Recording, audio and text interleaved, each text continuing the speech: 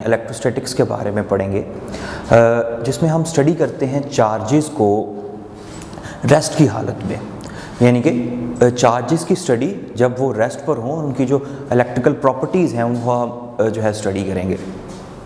Charges जो हैं वो हमारे पास दो किस्म के हैं, एक है पॉजिटिव चार्ज और दूसरा है नेगेटिव चार्ज। अब इन जनरल चार्जेस जो हैं वो किस तरह से किसी भी बॉडी पे जो है वो जनरेट किए जाते हैं, उसमें हमारे पास डिफरेंट किस्म के मेथड्स हैं, जिसमें सबसे जो प्रोमिनेंट है वो फ्रिक्शन है। फ्रिक्शन की वजह से जो है वो इलेक्ट्रॉन्स जो हैं वो एक ऑब्जेक्ट से दूसरे ऑब्जेक्ट तक जो है वो चले जाते हैं, जिससे जो है हमारे पास ऑब्जेक्ट जिस पर इलेक्ट्रॉन चले जाते हैं वो नेगेटिवली चार्ज हो जाता है, और जिससे इलेक्ट्रॉन जो है वो डिस्प्लेस हो जाते हैं, वहाँ पर जो है हमारे पास पॉजिटिव चार्ज जो है वो रह जाता है। अब इन चार्जेस के दरमियान जो अट्रैक्शन है उसे एक्सप्लेन करने के लिए जो है कूलम्स ने एक बहुत ही सिंपल जो है वो मैथमेटिकल फॉर्म और लॉ जो है वो डिस्क्राइब किया, जिसके अकॉर्डिंगली अगर दो चार्जेस जो हैं वो कुछ फासले पर रखे गए हों तो हम ये देखते हैं कि वो जो दो चार्जेस हैं उनके दरमियान जो है वो अट्रैक्शन और रिपल्शन की फोर्स अकर करती है, डिपेंडिंग अपॉन कि जी वो हमारे पास लाइक चार्जेस हैं या अनलाइक चार्जेस हैं। कि जी अगर हमारे पास सपोज कर लेते हैं दो चार्जेस हैं Q1 और Q2 और उनके दरमियान जो है वो फोर्स अमल करती है Q1 और Q2 के दरमियान, तो ये जो फोर्स है ये डायरेक्टली प्रोपोर्शनल होगी प्रोडक्ट ऑफ चार्जेस के। इसके अलावा ये जो फोर्स है ये इन्वर्सली प्रोपोर्शनल होगी दोनों जो हमारे पास चार्जेस हैं उनके दरमियान जो डिस्टेंस है उसके स्क्वायर के। तो हमारे पास जो रिलेशन बन जाएगा उसमें K जो है वो एक कांस्टेंट है, तो हमारे पास रिलेशन आएगा जी F is equal to K Q1 Q2 divide by R square. यहाँ पे K जो है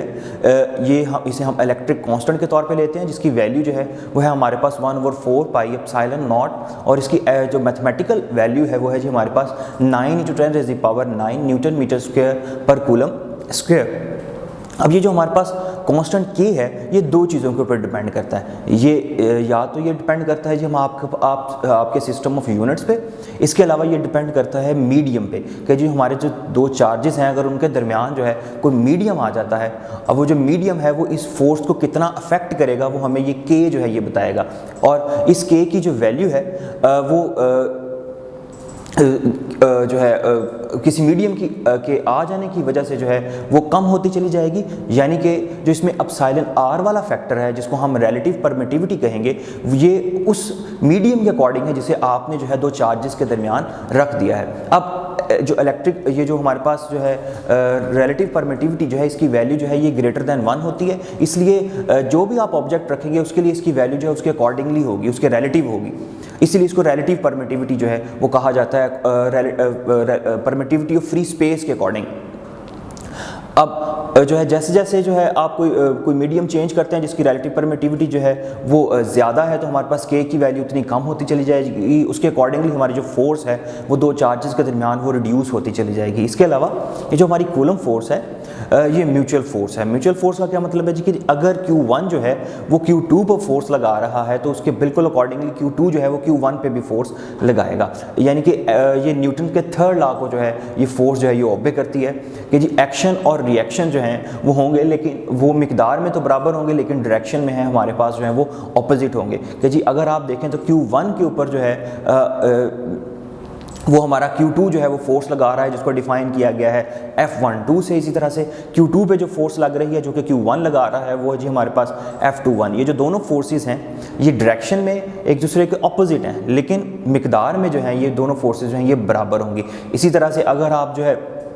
वो ऑपोजिट चार्जेस के लिए देख लें तो जी वो हमारे पास फोर्सेस जो हैं वो अट्रैक्टिव हैं, और वो जो दोनों फोर्सेस हैं उनकी डायरेक्शन जो है वो एक दूसरे के ऑपोजिट है, लेकिन मैग्नीट्यूड जो है वो इक्वल होगी। अब हम देख लेते हैं जी हमारे पास इलेक्ट्रिकल फोर्स और ग्रेविटेशनल फोर्स जो है उसमें क्या रिलेशनशिप है। तो हमारी जो इलेक्ट्रिक फोर्स है और जो ग्रेविटेशनल फोर्स है ये दोनों जो हैं ये कंजर्वेटिव फोर्सेस हैं, यानी कि इनमें जो किया गया जो काम है वो पाथ पे डिपेंड जो है वो नहीं करता। सेकेंडली ये जो हमारी फोर्सेस हैं ये इन्वर्स स्क्वायर लॉ को ओबे करती हैं, यानी कि दोनों जो फोर्सेस हैं वो डिस्टेंस के साथ इन्वर्सली रिलेटेड, डिस्टेंस के स्क्वायर के साथ जो है ये हमारे पास इन्वर्सली रिलेटेड हैं। नेक्स्ट हमारे पास जो ग्रेविटेशनल फोर्स है ये ये एक वीक फोर्स है, जबकि जो इलेक्ट्रिकल फोर्स है ये एक स्ट्रॉन्ग फोर्स है। और इनकी जो स्ट्रेंथ है वो इन जनरल इनके कांस्टेंट से पता लगती है कि जी जो हमारे पास इलेक्ट्रिकल फोर्स है उसका कांस्टेंट जो है इसकी वैल्यू जो है 10⁻⁹ तक है, जबकि जो हमारे पास ग्रेविटेशनल कांस्टेंट है जी उसकी जो वैल्यू है उसकी वो जो एक्सपोनेंशियल वैल्यू है वो 10⁻⁻11 है। जी जो है वो स्मॉल वैल्यू रखता है, के जो है उसकी वैल्यू ज़्यादा है, तो के जो है वो क्योंकि इलेक्ट्रिकल कांस्टेंट है इसलिए इलेक्ट्रिकल फोर्स जो है वो ज़्यादा स्ट्रॉन्ग है, क्योंकि स्ट्रेंथ जो है ये कांस्टेंट्स डिफाइन करते हैं ऐसी फोर्सेस की। इसके अलावा अगर आप जो है एक प्रोटॉन के लिए जो है इलेक्ट्रिक और ग्रेविटेशनल फोर्स का कंपैरिजन करें तो एक प्रोटॉन जो है उस पर लगने वाली जो इलेक्ट्रोस्टैटिक फोर्स है वो 10⁻39 टाइम्स स्ट्रॉन्गर है ग्रेविटेशनल फोर्स से। इसके अलावा अगर आप रेंज की बात करें तो हमारे पास जो ग्रेविटेशनल फोर्स है उसकी रेंज बहुत ज़्यादा है, लेकिन जो इलेक्ट्रोस्टैटिक फोर्स है उसकी रेंज जो है वो बहुत ही ज़्यादा कम है, वो शॉर्ट जो है डिस्टेंस तक ही एक्ट करती है, जबकि जो ग्रेविटेशनल फोर्स है वो लॉन्ग डिस्टेंसेस तक भी एक्ट करती है। अब ये जो रेंज है ये डिटरमिन होती है स्ट्रेंथ से। जिस फोर्स की स्ट्रेंथ जो है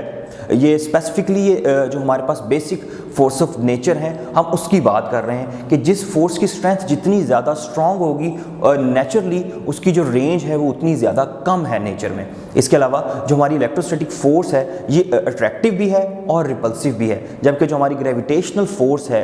ये सिर्फ और सिर्फ जो है ये अट्रैक्टिव फोर्स है। इसके अलावा हमारी जो इलेक्ट्रोस्टैटिक फोर्स है वो मीडियम पे डिपेंड करती है, इसके अलावा उसके लिए शील्डिंग इफेक्ट भी है, लेकिन ग्रेविटेशनल फोर्स जो है वो मीडियम पे डिपेंड नहीं करती और उसके लिए किसी किस्म का कोई शील्डिंग इफेक्ट जो है वो एग्जिस्ट नहीं करता। अब हम ये जो हमारी इलेक्ट्रिक फोर्स है इसको मज़ीद जानने के लिए इसकी डिफरेंट प्रॉपर्टीज़ देखते हैं कि जी सबसे पहले हमारे पास जो है ये जो इलेक्ट्रिक फोर्स है ये बेसिक फोर्सेस ऑफ नेचर में से एक फोर्स है। अब ये जो बेसिक फोर्सेस ऑफ नेचर हैं ये किस किस्म की फोर्सेस हैं, ये बाकी तमाम फोर्सेस से थोड़ी डिफरेंट हैं। जैसे कि जो नेचुरली हम जो है हमारे रोज़मर्रा ज़िंदगी में जिन फोर्सेस से हमारा ताल्लुक़ पड़ता है वो कॉन्टैक्ट फोर्सेस हैं, यानी कि ऐसी फोर्सेस जो कि फ़िज़िकल कॉन्टैक्ट के साथ जो है वो एक ऑब्जेक्ट से दूसरे ऑब्जेक्ट तक जो है ना वो ट्रांसफ़र होती हैं। लेकिन ये जो बेसिक फोर्सेस ऑफ नेचर हैं ये फील्ड फोर्सेस हैं, यानी कि इनकी जो फोर्स की ट्रांसमिशन है ये फील्ड्स के थ्रू होती है। और ये सबसे पहले ये जो कंसेप्ट है ये इलेक्ट्रिक फोर्स के लिए माइकल फैराडे ने दिया था, जिसने ये कहा कि जो दो चार्जेस हैं जो एक दूसरे से डिस्टेंस पे वाक़या हैं वो किस तरह से एक दूसरे के ऊपर जो है वो फोर्स लगा सकते हैं। कोई दरमियान में मीडियम नहीं है, वो कौन सी चीज़ है जो एक चार्ज की जो फोर्स है वो दूसरे चार्ज तक ट्रांसमिट करती है। तो उसके लिए माइकल फैराडे ने बड़ा सिंपल सा कंसेप्ट दिया और वो ये था कि हर चार्ज की सराउंडिंग में एक फील्ड एग्जिस्ट करती है और वो जो फील्ड है वो स्पेसिफिक चार्ज की इलेक्ट्रिकल फील्ड होगी, और जब कोई दूसरा चार्ज उस फील्ड में मुदाखलत करने की कोशिश करेगा तो वो जो चार्ज है फर्स्ट वाला वो उस चार्ज पे फोर्स लगाएगा। तो यहाँ पे डायरेक्ट फिजिकल कॉन्टैक्ट तो नहीं है, लेकिन फील्ड जो है दो चार्जेस की वो आपस में जैसे ही कॉन्टैक्ट में आती हैं फोर्स जो है वो अमल करती है। और ये जो फोर्स है इसको हम अगर आप डिस्क्राइब करना चाहें तो इसके लिए हम इलेक्ट्रिक फील्ड स्ट्रेंथ और इलेक्ट्रिकल इंटेंसिटी को जो है वो स्टडी करते हैं, जिसको हम डिफाइन करते हैं कुछ इस तरह से फोर्स पर यूनिट चार्ज। जैसे कि आप देख सकते हैं हमारे पास एक टेस्ट चार्ज है जिसको एक क्यू चार्ज की फील्ड में जो है वो जैसे ही आप एंटर करेंगे उसके ऊपर एक फोर्स लगना शुरू होगी, और वो जो फोर्स है वो इक्वल होगी वो टेस्ट चार्ज जिसको आप एंटर कर रहे हैं और वो जो इलेक्ट्रिकल फील्ड स्ट्रेंथ है उस पर्टिकुलर पॉइंट पे उसके प्रोडक्ट के। अब ये जो टेस्ट चार्ज है इस पर जो है वो ऑपोजिट वो जो है अवे डायरेक्शन में जो है वो फोर्स लग रही है। टेस्ट चार्ज की दो प्रॉपर्टीज़ हैं। टेस्ट चार्ज जो है वो लाजमी तौर पर जो है वो स्मॉल इन साइज़ होगा, स्मॉल इन मैग्नीट्यूड होगा। इसके अलावा ये हमेशा पॉजिटिव चार्ज जो है वो लिया जाता है। अब इस पर्टिकुलर पॉइंट पे जो फोर्स अमल करेगी पर यूनिट चार्ज जो कि टेस्ट चार्ज की अपनी क्वांटिटी है, तो उससे हमें ये पता लग जाएगा जी यहाँ पर इस पर्टिकुलर पॉइंट के ऊपर इलेक्ट्रिकल फील्ड स्ट्रेंथ कितनी है। जितनी ज़्यादा फोर्स उस पॉइंट पर एग्जर्ट करेगी उतना ज़्यादा जो है उस पॉइंट के ऊपर हमारे पास इलेक्ट्रिकल फील्ड स्ट्रेंथ होगी। इसके लिए हम इसको अगर जो है वो कूलम्स लॉ यूज़ करें तो हम इलेक्ट्रिकल फील्ड स्ट्रेंथ को या इलेक्ट्रिकल इंटेंसिटी को जो है कुछ इस तरह से भी डिफाइन कर सकते हैं 1/4 pi epsilon naught into q divide by r square. यहाँ पर जो आर यूनिट वेक्टर है ये इलेक्ट्रिकल इंटेंसिटी की डायरेक्शन को रिप्रेजेंट कर रहा है जो इन जनरल फोर्स की डायरेक्शन में है। नेक्स्ट इलेक्ट्रिकल फील्ड स्ट्रेंथ को मज़ीद जानने के लिए और इलेक्ट्रिकल फील्ड को मज़ीद क्लैरिफाई करने के लिए इलेक्ट्रिकल फील्ड लाइंस का जो कंसेप्ट है वो इंट्रोड्यूस करवाया गया। जैसे कि हमने पहले कहा कि इलेक्ट्रिकल फील्ड रीजन है, अब उस रीजन को हम डिस्क्राइब कैसे करते हैं, हम जो है उस चार्ज की सराउंडिंग में कुछ लाइंस ड्रा करते हैं और वो जो लाइंस हैं वो उस फील्ड की स्ट्रेंथ को और उसकी डिफरेंट प्रॉपर्टीज़ को डिस्क्राइब करती है। अब ये जो इलेक्ट्रिकल फील्ड लाइंस हैं ये जस्ट एक विजुअल रिप्रेजेंटेशन है, फील्ड को बताने का एक तरीका है। अब इन लाइंस को हम लाइंस ऑफ फोर्सेस भी कहते हैं, क्योंकि ये जो लाइंस हैं ये उस वो हमारे पास जो फोर्स की डायरेक्शन है उसको रिप्रेजेंट करती हैं किसी भी चार्ज के अराउंड। अब पॉजिटिव चार्ज के लिए जो फील्ड लाइंस है ये हमेशा जो है ये रेडियली आउटवर्ड होती हैं, जबकि नेगेटिव चार्ज के लिए ये हमेशा रेडियली इनवर्ड होती हैं। इसी तरह से अगर कहीं पे नंबर ऑफ चार्जेस जो हैं, नंबर ऑफ फील्ड लाइंस जो हैं वो ज़्यादा हैं, क्लोज हैं एक दूसरे के, तो वहाँ पर जो फील्ड स्ट्रेंथ है वो ज़्यादा होगी। जहाँ पर ये लाइंस जो हैं ये एक दूसरे से अवे होती चली जाएंगी और पर्टिकुलर एरिया में नंबर ऑफ फील्ड लाइंस कम आएंगी, तो हम कहेंगे जी यहाँ पर हमारे पास जो फील्ड स्ट्रेंथ है वो कम होती चली जा रही है। जैसा कि किसी चार्ज के करीब अगर आप देखें तो हमारे पास जो इलेक्ट्रिकल फील्ड लाइंस की तादाद है वो ज़्यादा होगी पर्टिकुलर एरिया में, लेकिन अगर आप उस चार्ज से अवे चलते चले जाएंगे तो सेम एरिया के अंदर जो फील्ड लाइंस हैं उनकी तादाद कम होती चली जाएगी। इन जनरल इसका मतलब ये है कि जैसे जैसे आप चार्ज से दूर जा रहे हैं तो इलेक्ट्रिकल फील्ड इंटेंसिटी जो है वो कम से कम होती चली जा रही है। चार्ज के करीब ज़्यादा स्ट्रॉन्ग है और उससे अवे जो है वो कम होती चली जाएगी। इसके अलावा अगर आप जो है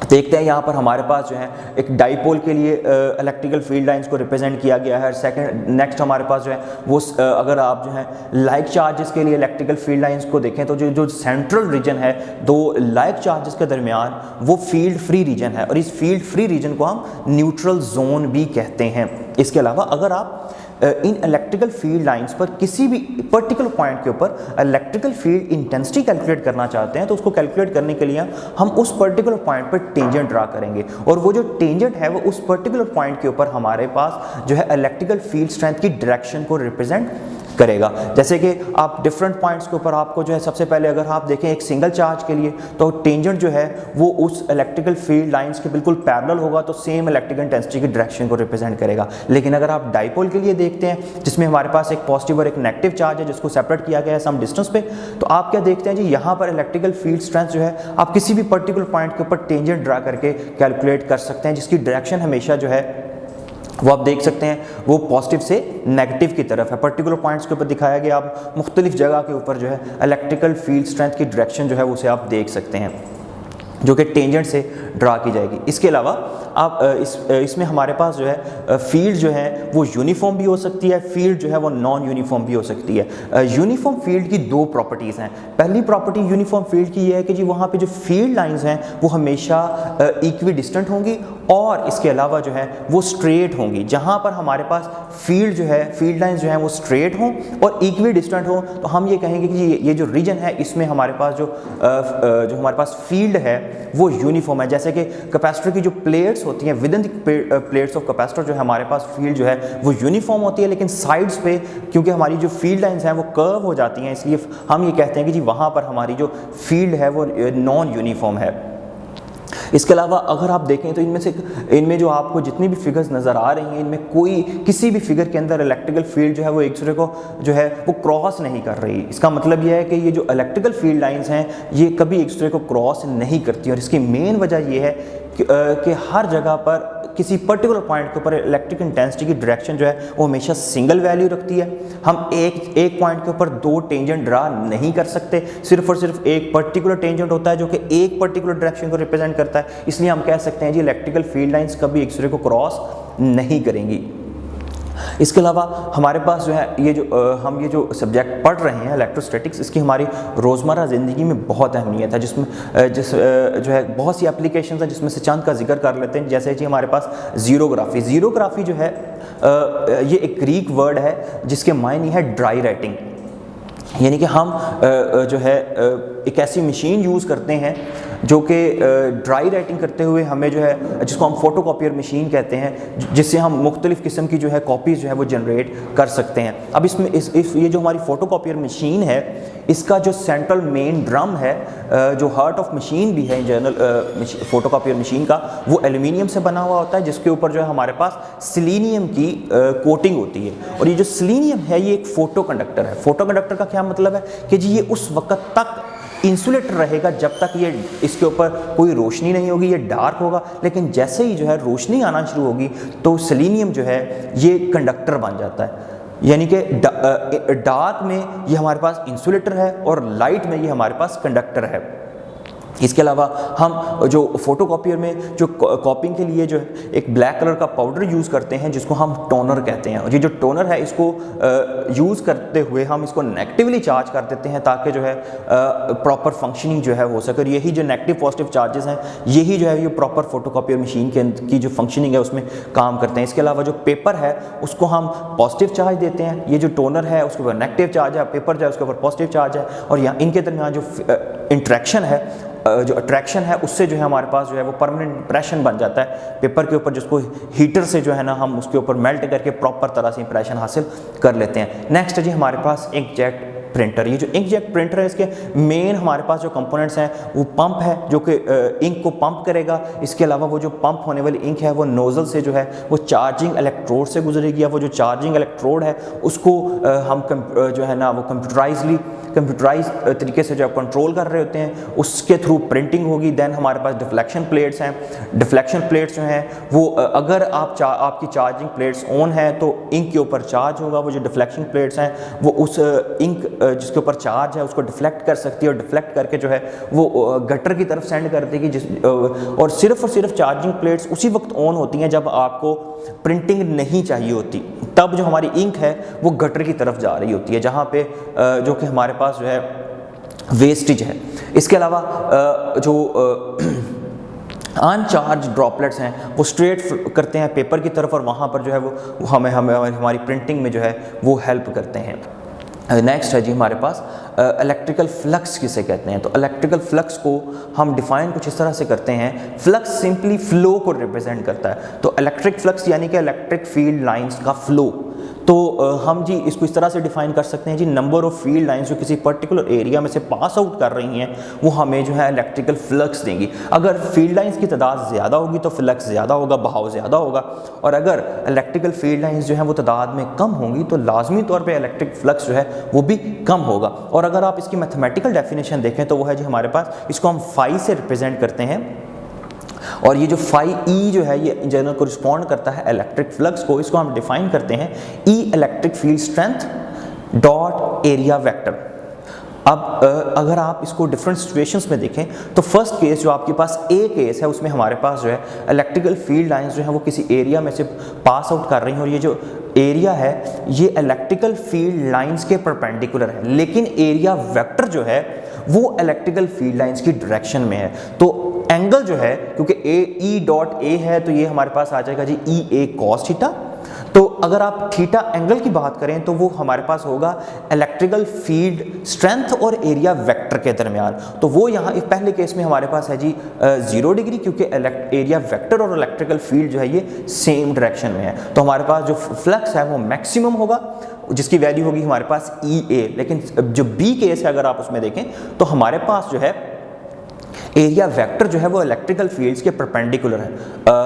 अब जो एंगल है एरिया वेक्टर और इलेक्ट्रिकल फील्ड्स के दरमियान वो यहाँ पे हमारे पास जो है वो 90 डिग्री है। अब 90 डिग्री होने की वजह से हमारे पास cos 90 0 हो जाएगा, तो जो फ्लक्स है वो हमारे पास जो है वो 0 हो जाएगा। और अगर आप सिंपली वैसे भी देखें तो यहाँ पर एरिया जो है जिसमें से फील्ड लाइंस पास कर रही हैं एरिया वो हमारे पास नियरली 0 है, तो इसलिए हमारे पास यहाँ पे फ्लक्स जो है वो 0 होगा। नेक्स्ट अगर आप देखें तो हमारे पास जो है वो मिड रेंज कोई जो है एंगल है जिसमें से जो है इलेक्ट्रिकल फील्ड लाइंस पास कर रही हैं। इस वक्त इलेक्ट्रिकल फील्ड्स और एरिया वेक्टर के दरमियान जो एंगल है हमारे पास वो थीटा है। तो फ्लक्स जो है हमारा वो कुछ इस तरह से डिफाइन होगा ई ए कॉस ऑफ थीटा। थीटा जो है वो एंगल है इलेक्ट्रिकल फील्ड लाइंस और जो है हमारी एरिया वेक्टर उसके दरमियान। नेक्स्ट अगर आप फ्लक्स कैलकुलेट करना चाहते हैं किसी भी क्लोज सरफेस से तो हम क्या करेंगे, अब अगर अभी आप जो है ना स्क्रीन पे देख सकते हैं, हमारे पास जो है एक जो है वो फ्लैट सरफेस है। फ्लैट सरफेस से आपने जो है ना कैलकुलेशन की, वो सिंपल कैलकुलेशन है, आप ई और इलेक्ट्रिकल फील्ड स्ट्रेंथ को एरिया वेक्टर के साथ डॉट प्रोडक्ट ले लें, हम जो है वो फ्लक्स कैलकुलेट कर सकते हैं। लेकिन अगर आपके पास जो है एक कर्व सरफेस आ जाए, जैसे कि आपको स्क्रीन पे एक स्फेरिकल सरफेस नज़र आ रही है जिसके सेंटर में एक चार्ज रखा हुआ है, और आपने जो है वो फ्लक्स कैलकुलेट करना है, तो उसके लिए हम क्या करेंगे जी, उसके लिए जब भी कर्व सरफेस आ जाएगी तो कर्व सरफेस के लिए हम वो जो कंप्लीट कर्व सरफेस है उसको स्मॉल पैचेस में डिवाइड कर लेते हैं, और वो जो हर पैच है उसको एक पर्टिकुलर एरिया असाइन कर देते हैं, और उस पर्टिकुलर एरिया में से सर्टेन इलेक्ट्रिकल फील्ड जो है वो पास करती हुई आपको नज़र आ रही होगी। अब हम क्या करेंगे जी, टोटल फ्लक्स निकालने के लिए हम हर इंडिविजुअल जो आपने एरिया लिया है पहले उसके लिए फ्लक्स कैलकुलेट करेंगे। तो हमारे पास आ जाएगा जी E1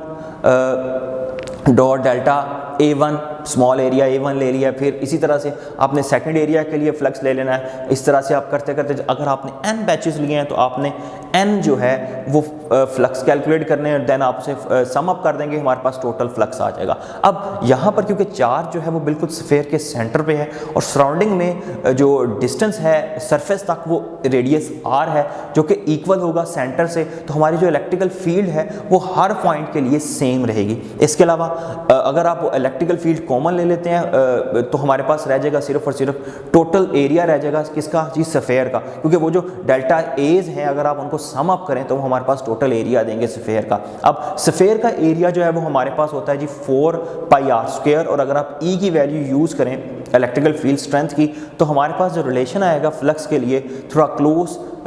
सरफेस, तो हमारे पास वो रिलेशन है जी Q divide by epsilon not कि जी। अब ये जो फ्लक्स है किसी भी क्लोज सरफेस से, ये दो चीज़ों के ऊपर डिपेंड कर रहा है। ये डिपेंड कर रहा है चार्ज की वैल्यू पे जो उस सरफेस के अंदर है, दूसरा जो है ये डिपेंड करता है मीडियम पे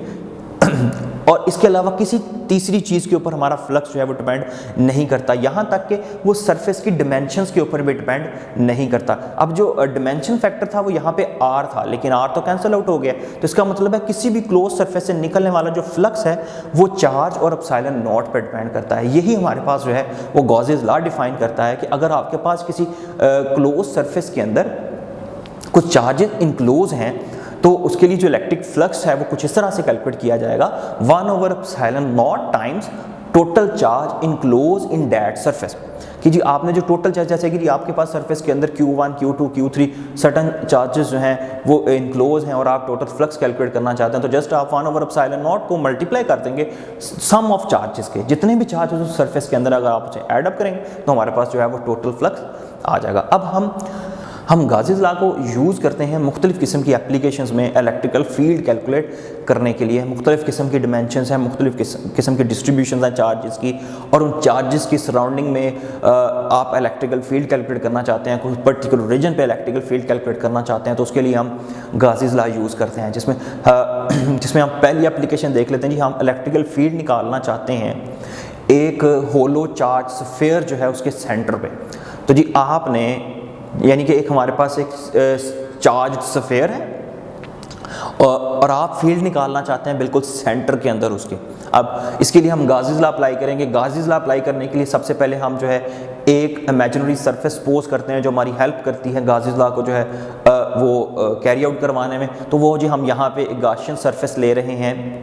बिल्कुल सेंटर में, जहाँ आपने इलेक्ट्रिकल फील्ड निकालना होती है वहाँ पर हम ये सरफेस जो है ये हमेशा सपोज करते हैं। जी हम यहाँ पर एक स्फीयर ले रहे हैं बिल्कुल सेंटर में जिसका रेडियस जो है वो स्मॉल r है, जबकि वो जो हमारा होलो स्फीयर था उसका जो रेडियस था वो कैपिटल R से रिप्रेजेंट किया गया है। अब ये जो गाशियन सरफेस है, नेक्स्ट आप गासेस लॉ अप्लाई करेंगे, इसमें जो टोटल चार्जेस हैं उनको सम अप करेंगे जो हमें इलेक्ट्रिक फ्लक्स देंगे, और उस इलेक्ट्रिक फ्लक्स को यूज़ करते हुए हम इलेक्ट्रिक फील्ड जो है वो कैलकुलेट कर सकते हैं। तो विदिन दिस स्फीयर जो है वो हमारे पास कोई चार्ज नहीं है, इसका मतलब है हमारे पास विदिन दिस स्फीयर जो है वो कोई इलेक्ट्रिक फ्लक्स जो है वो नहीं होगा। हमारी नेट इलेक्ट्रिक फील्ड जो है वो स्फीयर के अंदर जो है वो हमेशा ज़ीरो रहेगी। इसी तरह से इससे हमें सिंपल सी एक ये इन्फॉर्मेशन मिलती है कि अगर आप किसी भी मेटल सरफेस के ऊपर चार्ज कर देते हैं और उसके इंटीरियर में कोई भी ऑब्जेक्ट रख सकते हैं, वो हमेशा जो है वो फील्ड फ्री रीजन में होगा, उसको किसी किस्म की कोई जो है इलेक्ट्रिक फील्ड जो है वो डिस्टर्ब नहीं करेगी। नेक्स्ट है जी हमारे पास हम फील्ड कैलकुलेट करना चाहते हैं एक इनफाइनाइट शीट की। हमारे पास सपोज कर लेते हैं एक इनफाइनाइट शीट है जिसके ऊपर जो है चार्ज जो है वो डिस्ट्रीब्यूटेड है यूनिफॉर्म तरीके से जो है ना चार्ज को डिस्ट्रीब्यूट किया गया है। अब यूनिफॉर्म चार्ज डिस्ट्रीब्यूशन को यूज़ करने के लिए हम जो चार्ज डिस्ट्रीब्यूशन फैक्टर यूज़ करते हैं जिसको हम सरफेस चार्ज डेंसिटी भी कहते हैं वो हम डिफाइन कर लेते हैं जिसे सिग्मा से रिप्रेजेंट किया जाता है। और ये सिग्मा है ये इक्वल है हमारे पास ये चार्ज डिवाइड बाय एरिया के। अब आपके पास जो है एक इनफाइनाइट शीट है जिसके ऊपर यूनिफॉर्मली चार्ज डिस्ट्रीब्यूशन है। आप जो है इसकी जो है इससे इलेक्ट्रिक फील्ड कैलकुलेट करना चाहते हैं जिसको कैलकुलेट करने के लिए हम एक जो है वो सिलेंड्रिकल ऑब्जेक्ट यूज़ करेंगे जो कि बिल्कुल सेंटर से जो है वो शीट से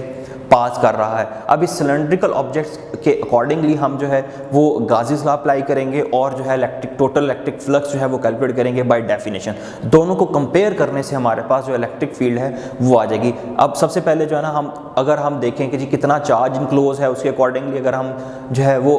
फ्लक्स कैलकुलेट करें तो वो हमारे पास आ जाएगा Q total charge divided by जो है वो हमारे पास एप्सिलॉन नॉट। और अगर आप Q को रिप्लेस कर देते हैं यहाँ पर जो है सरफेस चार्ज डेंसिटी से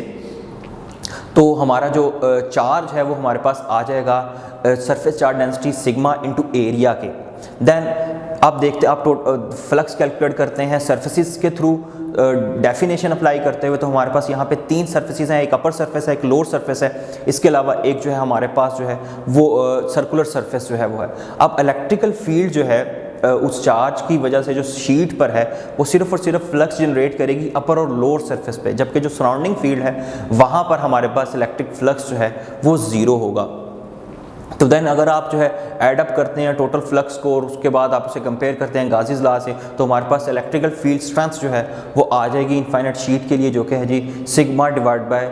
2 epsilon naught. Sigma divide by 2 epsilon naught. यहाँ पे आर जो है वो इलेक्ट्रिकल फील्ड की डायरेक्शन को जो है वो रिप्रेजेंट कर रहा है। अब इसमें एक अहम चीज़ ये है कि जो इलेक्ट्रिक फील्ड है ये डिस्टेंस पे डिपेंड नहीं करती, यानी कि आप इनफाइनाइट शीट से जितना दूर होते चले जाएंगे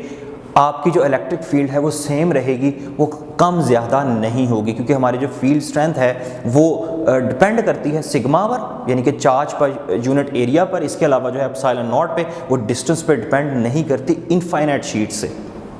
इसके बाद अगर आपके पास 2 पैरेलल शीट्स हैं तो उसके लिए हमारे पास फील्ड स्ट्रेंथ क्या होगी, इलेक्ट्रिकल इंटेंसिटी क्या होगी। तो उसे कैलकुलेट करने के लिए हम इंडिविजुअल फील्ड जो स्ट्रेंथ है जो कि पॉजिटिव और नेगेटिव दोनों के लिए sigma divide by 2 epsilon not है। अगर आप जो है एक शीट उसके लिए sigma divide by epsilon not ले लेते हैं, दूसरी शीट के लिए sigma divide by 2 epsilon not ले लेते हैं, आप उसे ऐड अप कर देते हैं तो हमारे पास जो है वो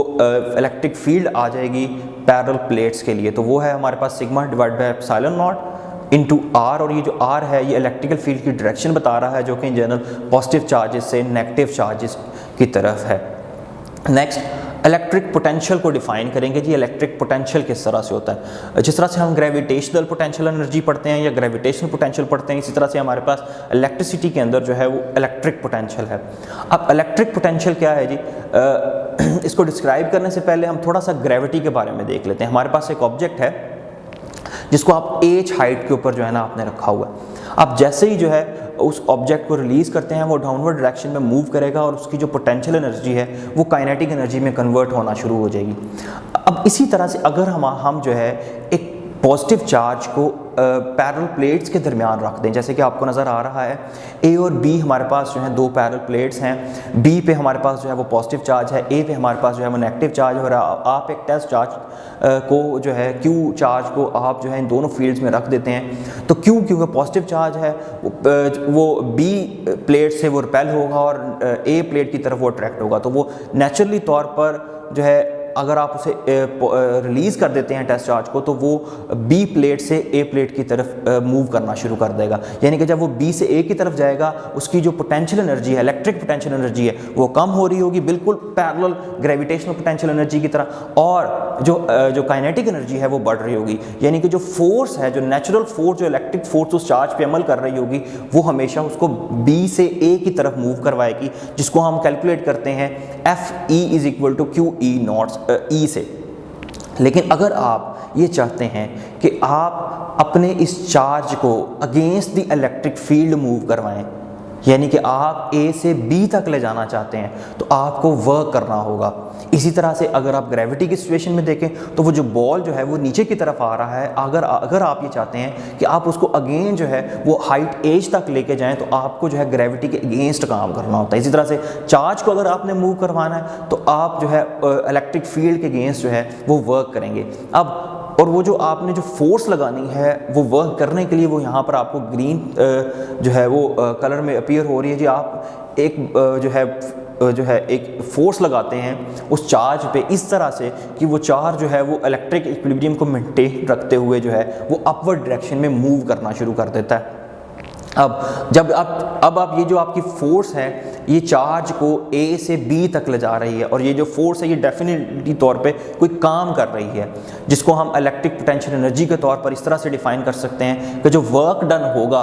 किसी चार्ज को ए से बी तक ले जाने के लिए वो इक्वल होगा डिफरेंस ऑफ पोटेंशियल एनर्जीज़ के, कि जी ए पॉइंट पे हमारे पास potential energy electric potential energy जो है वो इक्वल होगी यू ए के, और बी पॉइंट पर हमारे पास जो इलेक्ट्रिक पोटेंशियल एनर्जी है उसे यू बी से रिप्रेजेंट किया गया है। तो जो आप काम करेंगे ए से बी तक ले जाने के लिए उस चार्ज पे वो हमारे पास होगा जी चेंज इन पोटेंशियल एनर्जी के। अब अगर आप इस काम को उस चार्ज के मिकदार पे डिवाइड कर दें जिस पे ये काम किया गया है तो हमारे पास आ जाएगा जी इलेक्ट्रिक पोटेंशियल डिफरेंस उन दो पॉइंट्स के दरमियान, जिन दो पॉइंट्स के दरमियान आपने चार्ज को मूव करवाया है और आपने काम किया। तो जी हमारे पास जो इलेक्ट्रिक पोटेंशियल डिफरेंस है उसकी डेफिनेशन क्या है, work done per unit charge जो आप करते हैं चार्ज पर उसे दो पर्टिकुलर पॉइंट्स के दरमियान मूव करवाने के लिए वहाँ से हमारे पास जो है वो पोटेंशियल डिफरेंस आ जाएगा उन दो पॉइंट्स के दरमियान। अगर आप अगर देखें तो ये जो हमारे पास इलेक्ट्रिक पोटेंशियल डिफरेंस है ये एक स्केलर क्वांटिटी है और इसका जो यूनिट है वो हमारे पास वोल्ट है, और वोल्ट किसके इक्वल है जी हमारे पास जूल पर कूलम के। अब अगर हम हमेशा पोटेंशियल डिफरेंस ही इलेक्ट्रिक पोटेंशियल को डिफरेंस की फॉर्म में ही हमेशा डिफाइन करते हैं, लेकिन अगर आप ये चाहते हैं कि आप किसी एक पर्टिकुलर पॉइंट के लिए इलेक्ट्रिक पोटेंशियल कैलकुलेट करें तो उसके लिए फिर आपको चार्ज को जो है वो इन्फिनिट पॉइंट से उस पर्टिकुलर पॉइंट तक लाने के लिए जो आप काम करेंगे अगर आप उसे चार्ज की वैल्यू पे डिवाइड कर देंगे तो हमारे पास जो है वो इलेक्ट्रिक पोटेंशियल आ जाएगा। नेक्स्ट अगर आप जो है इस इलेक्ट्रिक पोटेंशियल को मज़ीद देखना चाहते हैं तो हम जो है एक रिलेशन डेवलप करेंगे इलेक्ट्रिक पोटेंशियल और इलेक्ट्रिक फील्ड के दरमियान। इलेक्ट्रिक पोटेंशियल डिफरेंस कैलकुलेट करना चाहते हैं तो हम वर्क डन को यूज़ करेंगे, और वर्क डन जो है यहाँ पर हमारे पास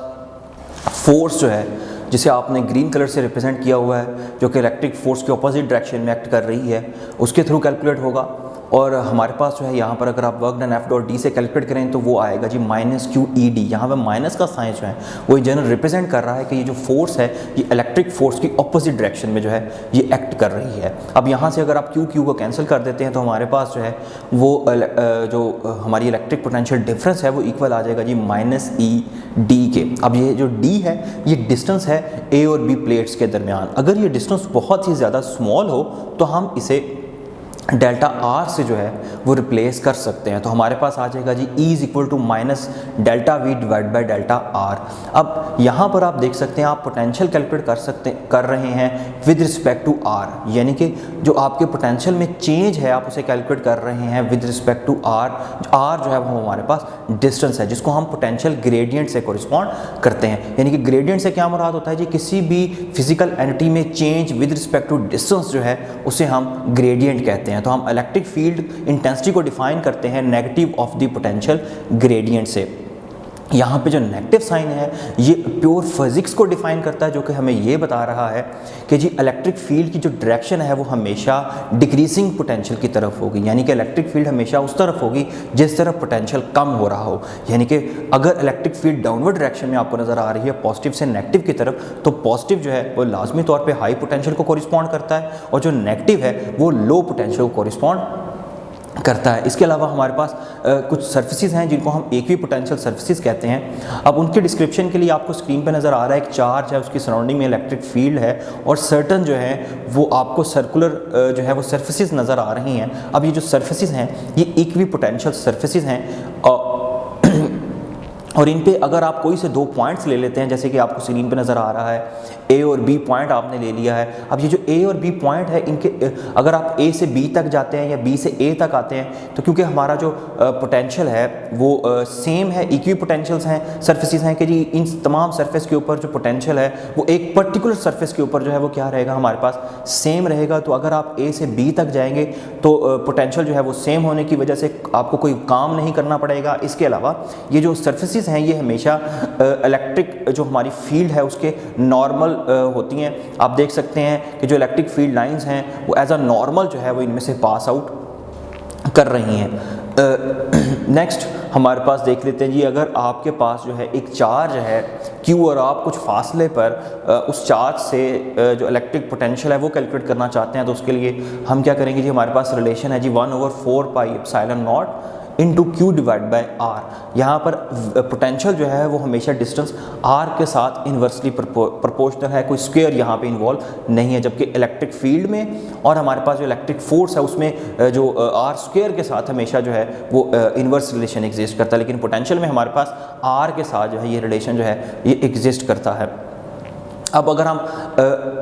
एक स्मॉल कांस्टेंट को एक स्मॉल यूनिट डिफाइन कर लेते हैं, जो कि हम इन जनरल एटॉमिक फिजिक्स के अंदर जो है और न्यूक्लियर फिजिक्स में यूज़ करते हैं, जिसे हम कहते हैं जी इलेक्ट्रॉन वोल्ट। अब इलेक्ट्रॉन वोल्ट क्या है, इसके लिए हम सबसे पहले जो है वो पोटेंशियल एनर्जी डिफाइन करेंगे। पोटेंशियल एनर्जी जो है, जिसे हमने इलेक्ट्रिक पोटेंशियल एनर्जी कहा था, वो हम इस तरह से डिफाइन करते हैं जी, change in electric potential energy जो है वो इक्वल होता है Q इंटू डेल्टा V के। अब ये जो हमारे पास पोटेंशियल एनर्जी है ये चार्ज में स्टोर है जब आपने इसको जो है वो हाई पोटेंशियल पे रखा हुआ है। जैसे ही जो आप इसे रिलीज़ करेंगे वो किसी किस्म की कोई बैरूनी फोर्स नहीं है, तो ये नेचुरली तौर पर जो है ये हाई पोटेंशियल से लो पोटेंशियल की तरफ मूव करेगा इलेक्ट्रिक फील्ड में। अब ये हाई पोटेंशियल से जब लो पोटेंशियल की तरफ मूव करेगा तो जो पोटेंशियल एनर्जी है वो इलेक्ट्रिक पोटेंशियल एनर्जी जो है वो कन्वर्ट होना शुरू हो जाएगी हमारे पास ये काइनेटिक एनर्जी में। तो जो हमारे पास पहले पोटेंशियल एनर्जी थी, अब वो फाइनली जो है वो लो पोटेंशियल पर जाकर सिर्फ और सिर्फ काइनेटिक एनर्जी होगी, जिसकी इक्वेशन एनर्जी हमारे पास Q इंटू डेल्टा V। अगर हमारे पास यहाँ पे वो जो चार्ज है जो मूव कर रहा है वो 1 इलेक्ट्रॉन के इक्वल हो और हमारे पास जो है जो पोटेंशियल डिफरेंस है वो 1 वोल्ट हो, तो 1 इलेक्ट्रॉन वोल्ट को हम कुछ डिफाइन कर सकते हैं इस तरह से 1.6 × 10⁻⁻19 जूल। ये हमारे पास एनर्जी का एक बहुत ज़्यादा स्मॉल यूनिट है जिसको हम डिफरेंट फिजिक्स की फील्ड्स में जो है वो यूज़ करते हैं। कुछ टर्मिनोलॉजीज़ जो हैं जो कि साइड इन्फॉर्मेशन में है जी हमारे पास, वो आपको ज़हन नशीं करनी है। जैसे कि जी ECG किसके लिए है, ECG जो है वो हमारे पास जो है वो हार्ट के लिए है कि जी इसमें हम जो हमारा दिल जो है वो जो इलेक्ट्रिक फील्ड जो है जनरेट करता है पंपिंग के दौरान, उसको हम कैलकुलेट कर सकते हैं। इसी तरह से जो EEG है वो हम जो हमारा जो ब्रेन जो है जो इलेक्ट्रिक स्ट्रेंथ जो इलेक्ट्रिक फील्ड जो जनरेट करता है जो है मुख्तलिफ़ किस्म के फंक्शनिंग के दौरान उसको कोरिस्पॉन्ड करती है, उसकी मेजरमेंट हम करते हैं। और ERG जो है ये हम जो हमारी जो आइज़ जो हैं वो जो इलेक्ट्रिक सिग्नल्स जो जनरेट करती हैं उनकी जो स्ट्रेंथ है उसको कैलकुलेट करने के लिए हम ERG जो है ये एक टर्मिनोलॉजी जो है ये यूज़ करते हैं। आपने इन तीनों में जो डिफरेंस है वो ज़हन नशीं करना है। इसके बाद अगर आप एक इलेक्ट्रॉन के ऊपर चार्ज कैलकुलेट करना चाहते हैं तो उसके लिए 1909 के अंदर जो है मिल के ने एक सिंपल जो है एक्सपेरिमेंट परफॉर्म किया था, जिसके थ्रू उसने जो है वो चार्ज कैलकुलेट किया था इलेक्ट्रॉन पे। अब उसके लिए वो क्या करता है जी, हमारे पास एक एटॉमिज़र है जो कि स्प्रे करता है स्मॉल ऑयल पार्टिकल्स को, और वो जो ऑयल पार्टिकल्स है उन पे जो है वो चार्ज होता है और वो जो है वो 2 प्लेट्स के दरमियान जो है इस तरह से मूव करते हैं कि जो अपर प्लेट है उसमें हमारे पास एक होल है। जैसे ही वो जो ड्रॉपलेट है वो उस होल में से पास करेगा तो ग्रेविटी की वजह से डाउनवर्ड डायरेक्शन में मूव कर रहा है। हम इलेक्ट्रिक फील्ड जब ऑन कर देंगे तो हमारा जो चार्ज है जिस पे नेगेटिव चार्ज है वो पॉजिटिव जो प्लेट है उसकी तरफ मूव करना शुरू करेगा। अब पहले वो ग्रेविटी की वजह से डाउनवर्ड डायरेक्शन में मूव कर रहा था, देन हमारे पास जो जैसे आप इलेक्ट्रिक फील्ड ऑन करते हैं वो इलेक्ट्रिक फोर्स लगने की वजह से अपवर्ड डायरेक्शन में मूव करता है। हम अपनी इलेक्ट्रिक वोल्टेज को इस तरह से सेट करेंगे कि जो उसकी डाउनवर्ड मोशन यानी कि जो ग्रेविटी की वजह से है और जो अपवर्ड मोशन इलेक्ट्रिक फील्ड की वजह से है वो इलेक्ट्रिक फोर्स की वजह से है वो बैलेंस हो जाए। देन हम Q चार्ज जो है वो कैलकुलेट कर सकते हैं, जो कि हमारे पास आ जाएगा mg/d डी जो है वो डिस्टेंस है दो प्लेट्स के दरमियान, M G D divide by potential difference जो दो प्लेट्स के दरमियान है। अब यहाँ पे जी जो है वो गिवन है, डी डिस्टेंस है वो भी हमें गिवन है, वोल्टेज हम खुद एडजस्ट करेंगे ताकि जो है हम जो है वो ड्रॉपलेट को टेलीस्कोप से देखते हुए बैलेंस कर सकें। तो हम क्यू कैलकुलेट कर सकते हैं, लेकिन यहाँ पर एम जो है ये एक ख़ास स्पेसिफिक वेरिएबल है जिसको कैलकुलेट करने के लिए हम जो है वो स्टोक्स लॉ और जो है हमारे पास जो डेंसिटी का जो रिलेशन है वो यूज़ करेंगे। देन हमारे पास जो है वो हमारे पास मैस आ जाएगा, और जो है वो जो मैस है वो डिपेंडेंट होता है जी रेडियस पे, और उस रेडियस को कैलकुलेट करने के लिए हम जो है वो स्टोक्स लॉ यूज़ करेंगे, जिसमें जो है हम ड्रैग फोर्स का रिलेशन यूज़ करेंगे और टर्मिनल वेलोसिटी को यूज़ करते हुए जो है हम Q4 जो है वो फाइंड आउट कर सकते हैं। अब मिल्किंस ने जब ये एक्सपेरिमेंट परफॉर्म किया तो उसने इस एक्सपेरिमेंट को 100 टाइम्स रिपीट किया, कई 100 दफ़ा इस एक्सपेरिमेंट को रिपीट किया और चार्ज की कैलकुलेशन करने की कोशिश की। अब जब वो चार्ज कैलकुलेट कर रहा था तो जो उसका चार्ज था वो हमेशा एक ख़ास कांस्टेंट के इंटीग्रल मल्टीपल्स में आ रहा था। तो इससे जो है ना हम इस नतीजे पे पहुंचते हैं कि हमारा जो चार्ज है, ओवरऑल चार्ज है वो क्वांटाइज है। क्वांटाइज इस तरह से कि जी हमारा जो स्मॉलेस्ट पॉसिबल चार्ज है वो इलेक्ट्रॉन का चार्ज है, जिसको ई से रिप्रेजेंट किया जाता है, जो कि इक्वल है हमारे पास 1.6 × 10⁻⁻19 कूलम के। जबकि जो बाकी जितना भी नेचर में चार्ज है वो हमेशा इसके इंटीग्रल मल्टीपल्स में होगा, या इसके 2 टाइम्स होगा, या इसके 5 टाइम्स होगा, या इसके 100 टाइम्स होगा, या 1000 टाइम्स होगा, लेकिन हमेशा जितना भी चार्ज नेचर में एग्जिस्ट करता है वो इस स्मॉलेस्ट पॉसिबल चार्ज के जो है वो इंटीग्रल मल्टीपल में होगा, जिसको हम क्वांटाइजेशन ऑफ चार्ज कहते हैं। नेक्स्ट है जी हमारे पास कैपेसिटर। कैपेसिटर क्या है जी? कैपेसिटर जो है ये एक चार्ज को स्टोर करने वाली डिवाइस है। सिंपली ये चार्ज को स्टोर कर सकता है। अब इसमें जो स्टोरेज के लिए जो हम यूज़ करते हैं इसकी प्लेट्स के दरमियान, उसे हम डाइलेक्ट्रिक कहते हैं, और डाइलेक्ट्रिक जो है ये इन जनरल इंसुलेटर्स होते हैं, क्योंकि इंसुलेटर्स जो हैं वो चार्ज को कैरी कर सकते हैं।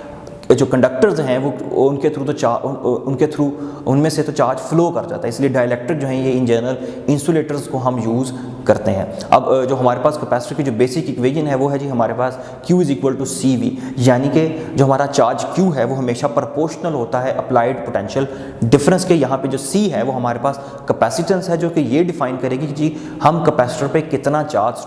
स्टोर कर सकते हैं। ये हमारी कैपेसिटर की एबिलिटी है जो हमें ये बताएगी कि जी कितना चार्ज जो है वो स्टोर किया जा सकता है पर्टिकुलर कैपेसिटर पे। अब ये जो कैपेसिटेंस है ये डिपेंड करती है किसी भी कैपेसिटर की जो ज्योमेट्री है उस पर, या जो मीडियम है यानी कि जो डाइलेक्ट्रिक आप यूज़ कर रहे हैं ये उस पर डिपेंड करती है। अब हमारे पास जो डाइलेक्ट्रिक है उसमें जो हमारे पास जो है वो एटम्स की जो अरेंजमेंट है, उस एटम्स की अरेंजमेंट और उसके बाद जो है उसकी जो पोलराइजेशन है जब आप चार्जिंग करते हैं उसके अकॉर्डिंगली जो है वो कैपेसिटर जो है हमारा वो चार्ज स्टोर करेगा। हमारे पास एक पैरेलल प्लेट कैपेसिटर है जिसकी जो प्लेट्स हैं उनका एरिया जो है वो A है और जो डिस्टेंस है उनके दरमियान वो D है। देन इससे जो है कितना चार्ज इसके ऊपर स्टोर होता है वो हमें कैपेसिटेंस दे देती है, जिसका यूनिट जो है वो हमारे पास जो है वो फैरड है, और फैरड को हम कैलकुलेट करते हैं जी 1 कूलम पर वोल्ट से। अब हम पर्टिकुलर एक जो है वो पैरेलल प्लेट कैपेसिटर को देख लेते हैं कि जी हमारे पास एक पैरेलल प्लेट कैपेसिटर है जिसमें हम 2 कैटेगरीज कर लेते हैं। एक में हमने जो है मीडियम यूज़ किया है और दूसरा जो है जिसमें हमने मीडियम यूज़ नहीं किया, यानी कि एक में हमारे पास डाइलेक्ट्रिक नहीं है और सेकंड जो है हमारे पास जो बी केस है उसमें हमारे पास जो है हम प्लेट्स के दरमियान डाइलेक्ट्रिक जो है वो यूज़ कर रहे हैं। तो दोनों की जो कैपेसिटेंस है वो डिफरेंट होगी। जैसे कि जो वैक्यूम वाला है हमारे पास पैरेलल प्लेट कैपेसिटर, उसके लिए हमारे पास जो कैपेसिटेंस है वो एरिया एप्सिलॉन नॉट और डिस्टेंस पे डिपेंड करती है, जबकि जो हमारे पास मीडियम वाला है उसमें हमारी जो कैपेसिटेंस है वो एरिया एप्सिलॉन नॉट, इसके अलावा जो है हमारे पास जो रिलेटिव परमिटिविटी है जिसको डाइलेक्ट्रिक कांस्टेंट भी कहा जाता है उस पर भी डिपेंड करेगी। और जैसे कि अगर आप रिलेशन देखें कि जो कैपेसिटेंस है मीडियम की वो डायरेक्टली रिलेटेड है एप्सिलॉन आर के, तो इन जनरल इसका मतलब ये है कि एप्सिलॉन डाइलेक्ट्रिक के आ जाने की वजह से हमेशा कैपेसिटेंस जो है वो बढ़ जाएगी, क्योंकि एप्सिलॉन आर जो है वो हमेशा ग्रेटर देन 1 होता है। तो मीडियम आ जाएगा, कोई डाइलेक्ट्रिक हम यूज़ करेंगे तो हमारे पास जो कैपेसिटेंस जो है वो इंक्रीज़ कर जाएगी। और यहाँ से हम जो है वो डाइलेक्ट्रिक कांस्टेंट को भी डिफाइन कर सकते हैं जो कि इक्वल होगा capacitance with respect to medium divide by capacitance with respect to vacuum. इन दोनों की रेशियो से जो है हम डाइलेक्ट्रिक कांस्टेंट जो है वो कैलकुलेट कर सकते हैं। अब ये जो कैपेसिटेंस डाइलेक्ट्रिक की वजह से जो हमारे पास जो है वो कैपेसिटेंस का बढ़ जाना है ये किस तरह से है कि जी हम सपोज कर रहे हैं हमारे पास एक डाइलेक्ट्रिक है, डाइलेक्ट्रिक जो है वो न्यूट्रल जोन में है, यानी कि किसी किस्म की कोई इलेक्ट्रिक फील्ड में नहीं है। तो उसके जो एटम्स की जो अरेंजमेंट है वो कुछ इस तरह से है कि वो जो है वो किसी खास पर्टिकुलर डायरेक्शन में अरेंजमेंट आपको नज़र नहीं आ रही। लेकिन जैसे ही आप उस डाइलेक्ट्रिक को जो है वो पैरेलल प्लेट्स, कैपेसिटर की जो पैरेलल प्लेट्स हैं उनमें रख देते हैं, तो आप क्या देखेंगे कि वो जो हमारे जो पर्टिकुलर एटम्स हैं वो अरेंज हो जाते हैं और उनकी जो अरेंजमेंट है वो पॉजिटिव से नेगेटिव की तरफ है। अब एक हमारे पास जो है वो हमारी प्लेट्स की वजह से नेचुरल इलेक्ट्रिक फील्ड है जिसको E0 से रिप्रेजेंट किया गया है, लेकिन जैसे ही आप जो है डाइलेक्ट्रिक रखेंगे तो उधर जो है हमारे पास जो एटम्स की अरेंजमेंट होती है उससे भी एक खास इलेक्ट्रिक फील्ड जनरेट होगी जिसको हम इंड्यूस इलेक्ट्रिक फील्ड भी कह सकते हैं उस डाइलेक्ट्रिक के लिए, जो कि हमारी अप्लाइड जो हमारी प्लेट्स की वजह से जो इलेक्ट्रिक फील्ड थी उसकी ऑपोजिट डायरेक्शन में है। तो नेट इलेक्ट्रिक फील्ड जो है वो with in the dielectric reduce हो जाएगी, जिसकी वजह से क्या होगा जी हमारा नेट इलेक्ट्रिक पोटेंशियल जो है इन प्लेट्स के अराउंड जो अक्रॉस जो है वो भी रिड्यूस हो जाएगा। अब पोटेंशियल जब कम होगा तो डेफिनेटली तौर पर जो है वो हमारा जो कैपेसिटेंस है, हमारी जो कैपेसिटेंस है वो इंक्रीज़ कर जाएगी। तो अगर आप कोई डाइलेक्ट्रिक और मीडियम यूज़ करते हैं तो कैपेसिटेंस जो है वो बढ़ जाती है, वो पोलराइजेशन और जो डिस्ट्रीब्यूशन ऑफ चार्जेस है डाइलेक्ट्रिक के अंदर उसकी वजह से। नेक्स्ट हमारा जो कैपेसिटर है, हमने कहा कि जी वो चार्ज स्टोर करता है। वो जो चार्ज किस तरह से स्टोर करता है, तो इन जनरल कैपेसिटर जो है हमारा वो जो चार्ज स्टोर करता है वो in terms of electric field store करता है, और वो जो इलेक्ट्रिक फील्ड वो जो स्टोर कर रहा होता है प्लेट्स के दरमियान वो एक स्पेसिफिक एनर्जी को कोरिस्पॉन्ड करती है जी। जितने चार्ज स्टोर होंगे इन जनरल उतनी ज़्यादा इलेक्ट्रिक फील्ड की स्टोरेज हो रही है, और वो जो फील्ड की स्टोरेज है वो हमें जो है वो एक इलेक्ट्रिक एनर्जी देगी जिसको हम यूज़ कर सकते हैं फर्दर उसकी स्टोरेज के बाद। तो इलेक्ट्रिक जो हमारा जो कैपेसिटर है वो कितनी एनर्जी स्टोर कर सकता है उसको हम कैलकुलेट करते हैं जी हाफ CV² से। यहाँ पे C जो है वो हमारे कैपेसिटर की कैपेसिटेंस है, V जो है वो हमारा जो है वो वोल्टेज है क्रॉस द प्लेट्स। तो इसके बाद अगर आप जैसे मैंने कहा कि ये हमारा ये जो कैपेसिटर है ये in terms of electric field strength electric field की फॉर्म में जो है ये एनर्जी स्टोर करता है, तो हम अपने रिलेशन को जो है वो इलेक्ट्रिक फील्ड की टर्मिनोलॉजीज में लिख सकते हैं कुछ इस तरह से कि जो हमारी एनर्जी डेंसिटी है यानी कि एनर्जी जो स्टोर होती है पर यूनिट एरिया वो हमारे पास इक्वल होगी half epsilon naught into epsilon RE² के। इस रिलेशन को इस्तेमाल करते हुए हम जो है वो एनर्जी की जो स्टोरेज है जो किसी कैपेसिटर में हो रही है उसे हम कैलकुलेट कर सकते हैं। इसके अलावा अगर आप मुख्तलिफ कैपेसिटर्स को सीरीज़ और पैरेलल में कंबाइन करें तो उनकी जो इक्विवेलेंट कैपेसिटेंस है उसको हम किस तरह से कैलकुलेट कर सकते हैं। सीरीज़ के लिए हम जो है इन्वर्स की जो है सम कर लेंगे, इन्वर्स जो पर्टिकुलर कैपेसिटेंस हैं इंडिविजुअल कैपेसिटर्स की आप उनके इन्वर्स लेते हैं, उनको सम अप करते हैं तो हमारे पास जो है वो इक्विवेलेंट कैपेसिटेंस जो है हम कैलकुलेट कर सकते हैं जी 1/C इक्विवेलेंट से। लेकिन अगर हमारे पास जो कैपेसिटर की कम्बिनेशन है वो पैरेलल में है तो देन हमारे पास जो इक्विवेलेंट और टोटल कैपेसिटेंस होगी वो हम कैलकुलेट करेंगे सम ऑफ ऑल कैपेसिटेंस। जितने भी कैपेसिटर्स जो हैं वो पैरेलल लगे हैं, पैरेलल कनेक्टेड हैं, अगर आप उनकी इंडिविजुअल कैपेसिटेंस को ऐड कर देते हैं तो हमारे पास जो है वो टोटल कैपेसिटेंस आ जाएगी पैरेलल के केस में। एंड पे जो है वो हम कैपेसिटर की जो चार्जिंग है और जो डिसचार्जिंग है उससे स्टडी कर लेते हैं। तो जी हमारे पास एक सर्किट है जिसमें हम जो है कैपेसिटर को एक रेजिस्टेंस के साथ जो है वो सीरीज़ में लगाते हैं, उसके बाद जो है हम एक जो है वो वोल्टेज सोर्स के साथ उसको कनेक्ट कर देते हैं। जैसे ही हम स्विच क्लोज करेंगे तो वो जो वोल्टेज सोर्स है उसकी वजह से जो है हमारे पास करंट फ्लो करेगा पॉजिटिव से नेगेटिव पोटेंशियल की तरफ। तो वो जो करंट जो है जो फ्लो कर रहा है वो इन जनरल जो है वो कैपेसिटर के क्रॉस जो है चार्ज को डेवलप करता चला जाएगा और हमारे पास जो चार्ज है वो चार्ज होता चला जाएगा। आप स्क्रीन पे देख सकते हैं हमारे पास स्टार्ट में जो है चार्ज जो है की जो स्टोरेज है वो 0 थी जब हमारे पास स्विच जो है वो ओपन था। जैसे ही स्विच आप क्लोज करते हैं चार्ज जो है वो एक्सपोनेंशियली डेवलप होना शुरू हो जाता है और एक मैक्सिमम चार्ज जो किसी भी कैपेसिटर पर स्टोर हो जाता है जिसको हम इक्विलिब्रियम चार्ज कहते हैं, वहाँ तक जो है कैपेसिटर जो है हमारा फुली चार्ज हो जाएगा। अब इसमें हमारे पास एक पर्टिकुलर टाइम है जिस टाइम इंटरवल में हमारा जो चार्ज है वो नियरली 63% जो है उसकी स्टोरेज हो जाती है। यानी कि हम कहते हैं जो हमारा जो टोटल चार्ज है जो कि स्टोर होना है कैपेसिटर पे, अगर वो इक्विलिब्रियम चार्ज है तो उसके अगर 0.63 टाइम्स जो है चार्ज की स्टोरेज हो जाए जितने टाइम इंटरवल में, वो हम इस स्पेसिफिक कैपेसिटर के टाइम कांस्टेंट को जो है वो रिप्रेजेंट करता है, जिसको हम कैलकुलेट करते हैं RC से। यानी कि जो हमारा कैपेसिटर है और जो रेजिस्टेंस है उन दोनों के प्रोडक्ट से हमारे पास टाइम कांस्टेंट आ जाता है। अब डिफरेंट किस्म के कैपेसिटर्स हैं, किसी की जो है वो हमारे पास जो है वो टाइम कांस्टेंट किसी के लिए ज़्यादा है, किसी के लिए हमारे पास जो है वो कम है, और वो कैलकुलेट किया जाएगा सिर्फ और सिर्फ प्रोडक्ट आर और सी के।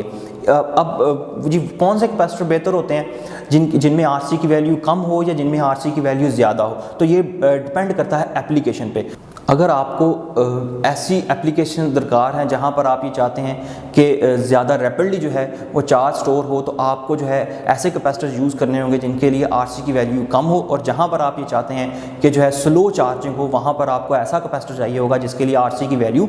ज़्यादा हो। इसी तरह से चार्ज जो है वो स्टोर होता है, और अगर आप उसको डिस्चार्ज करना चाहते हैं तो उसके लिए हम क्या करेंगे, हम जो है वो जो हम इलेक्ट्रिक सोर्स यूज़ कर रहे थे उसे हम जो है वो स्विच ओपन कर देंगे। स्विच ओपन करने से क्या होगा जी, हमारा जो अब इलेक्ट्रिक सोर्स जो है वो हमारे सर्किट से निकल गया है, और हम डायरेक्टली कनेक्ट कर देते हैं ऑपोजिट एंड्स को कैपेसिटर के। तो हमारे पास क्या होगा जी, अब वो जो पहले करंट फ्लो कर रहा था इलेक्ट्रिक सोर्स की वजह से, अब करंट फ्लो करेगा, वो जो पोटेंशियल डिफरेंस है कैपेसिटर के क्रॉस, जो पॉजिटिव और नेगेटिव चार्जेस जो डेवलप हैं उसकी वजह से, और हमारा जो चार्ज है वो आहिस्ता आहिस्ता आहिस्ता रेजिस्टेंस आर के थ्रू जो है वो डिस्चार्ज होना शुरू हो जाएगा, और वो जो इक्विलिब्रियम चार्ज अटेन किया था उसने, वो आहिस्ता आहिस्ता स्लोली एक्सपोनेंशियली जो है वो डिके करता करता हमारे पास जो है वो अगेन उसी तरह से जो है चार्ज जो है वो आहिस्ता आहिस्ता आहिस्ता